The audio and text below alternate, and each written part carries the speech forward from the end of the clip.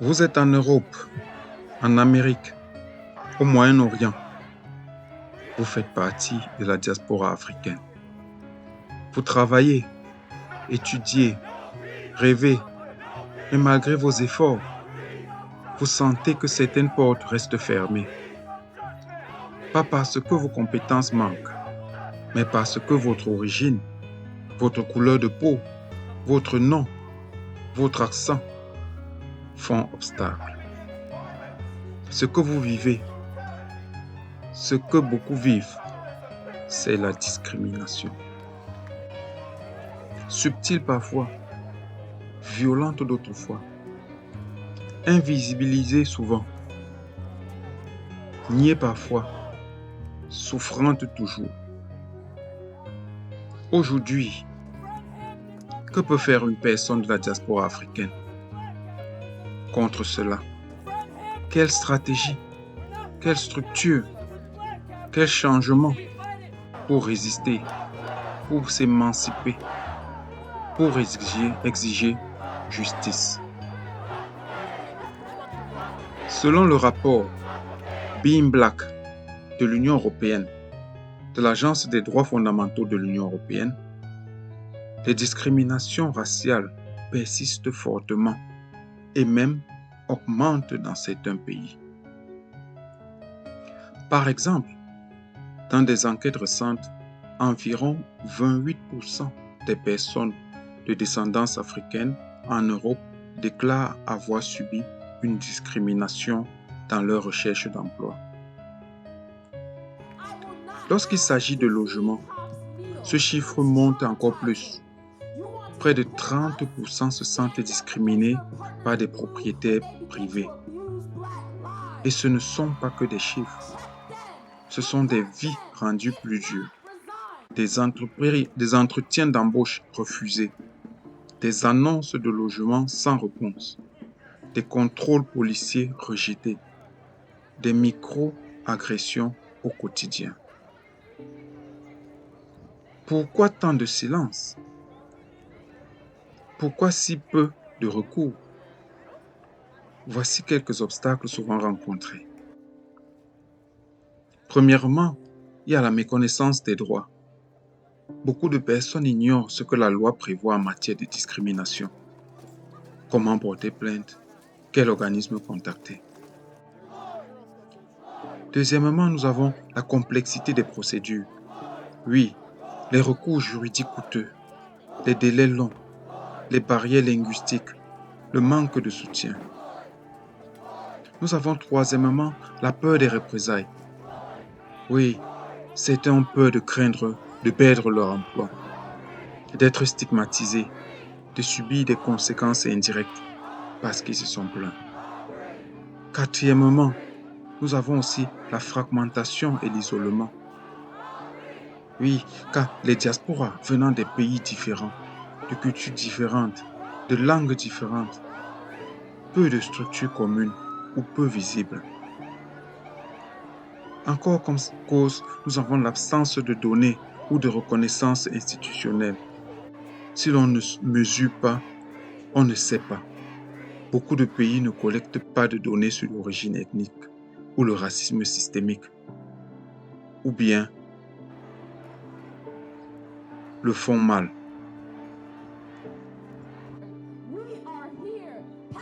Mais il existe des pistes concrètes, des leviers à actionner, que ce soit individuellement, collectivement ou même institutionnellement, pour la diaspora, pour que celle-ci puisse faire face à ce fléau, à cette discrimination. Et même pouvoir faire changer les choses.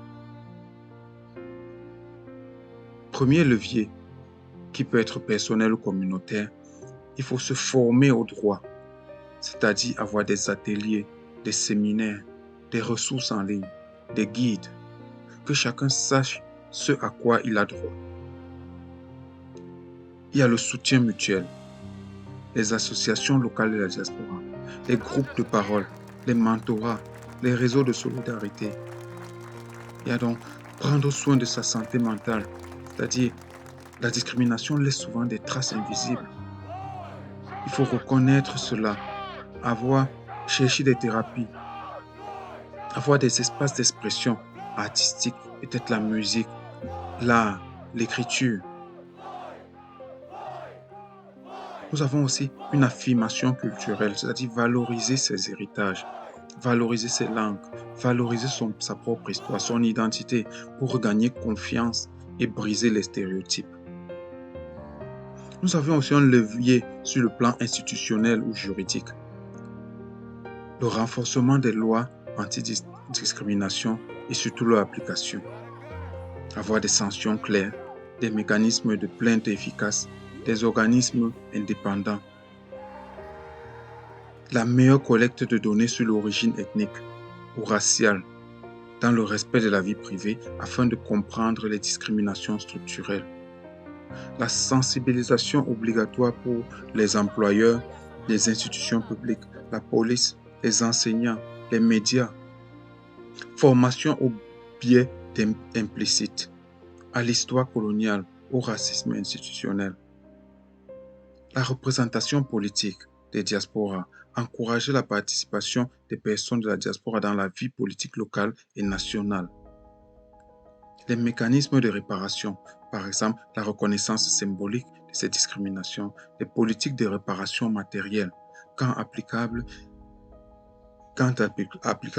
les initiatives de la justice réparatrice.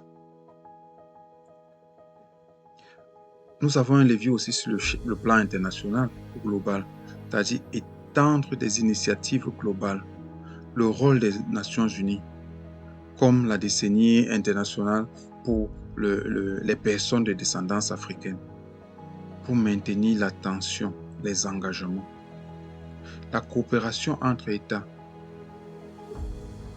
la diaspora elle-même, partager les bonnes pratiques, appuyer des réseaux transnationaux, utiliser les forums internationaux pour exiger des réformes. Par exemple, le rapport à l'ONU, les traités internationaux, les observatoires, ainsi de suite, etc.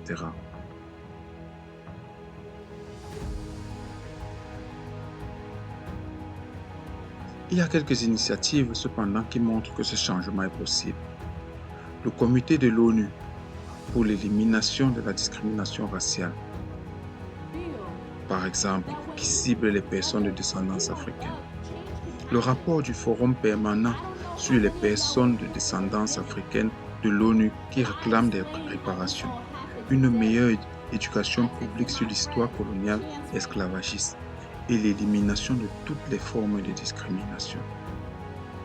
En Europe, il y a les recommandations de la European Commission Against Racism and Intolerance.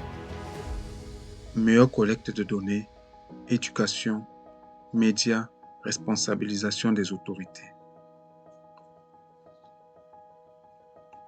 À vous, téléspectateurs ou spectateurs ou éditeurs de ce programme, à vous, membres de la diaspora, à vous, alliés, vous n'êtes pas seuls. Informez-vous, renseignez-vous sur vos droits. Rejoignez ou créez des groupes, des associations, des collectifs. La force est la norme et le nombre et la solidarité. La force est dans le nombre et la solidarité. Portez vos voix par les médias, les réseaux sociaux, les arts. Faites connaître ce que vous vivez. Demandez des comptes aux institutions. Que les lois soient appliquées. Que les discriminations soient mesurées. Que ceux qui commettent des injustices soient sanctionnés. Soutenez les organisations de défense des droits, les initiatives citoyennes. Car la discrimination ne se surmonte pas uniquement par la plainte.